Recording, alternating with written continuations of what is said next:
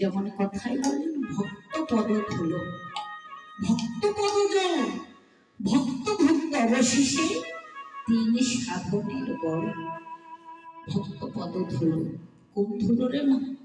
এই যে নদিয়ার পথের ধুলো, এ ধুলো নয় সামান্য ধুলো, এ যে বৈষ্ণবের ধুলো, বৈষ্ণবের ধুলো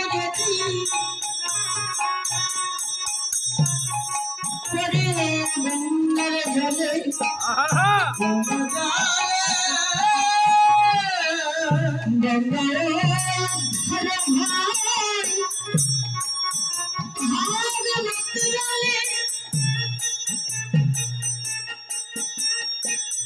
বৈষ্ণবের ধুলি যদি লাগে পাখির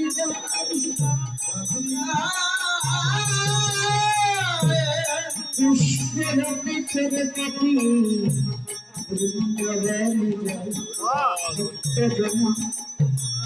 তোমরা বিলম্ব করো না, যথাই বৈষ্ণব পাবে,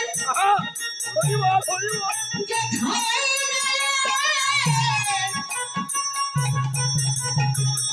বৈষ্ণবের দর্শন পাবে, ধন হারায় না ওই বৈষ্ণবে। তোমরা চরণ ভুলে গিয়ে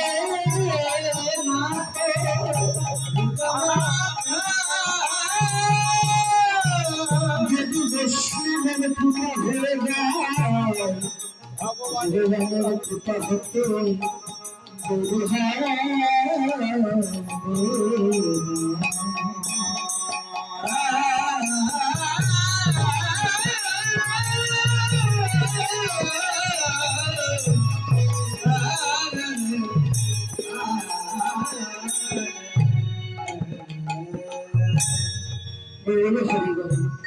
ভক্তিতত্ত্ব বললেন বৈষ্ণব দর্শনে হয় দেহে কৃষ্ণ প্রেমের উদয়, বৈষ্ণব পরশে হয় দেহের পাপ তাপ ক্ষয়।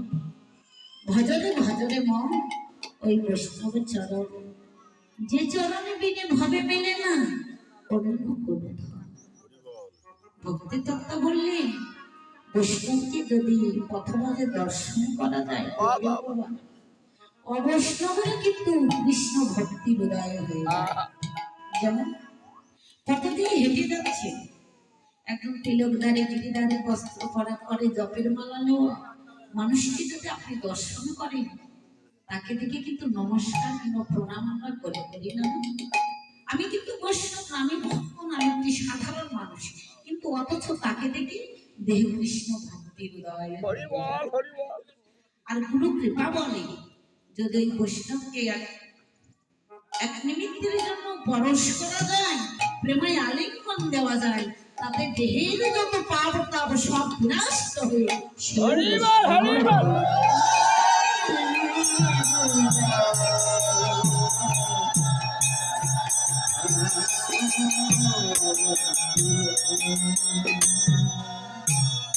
এজন্য বললেন বৈষ্ণবের কৃপা না হইলে কখনো ভগবানকে নাও পাওয়া যায় না। তো বাবা শাস্ত্রে এটাই বললেন যে নন্দসুত বলিরারে ভাগবত গায়ে নদিয়ায় উদয় হইলেন চৈতন্য গোসাই। কেন? নিজে আচরণে ধর্ম জীবকে শিখাবেন বলে, নিজে কেটে জগৎকে কাঁদাবেন বলে, নিজে হেসে জগৎকে হাসাবে বলে, নিজে আচরণ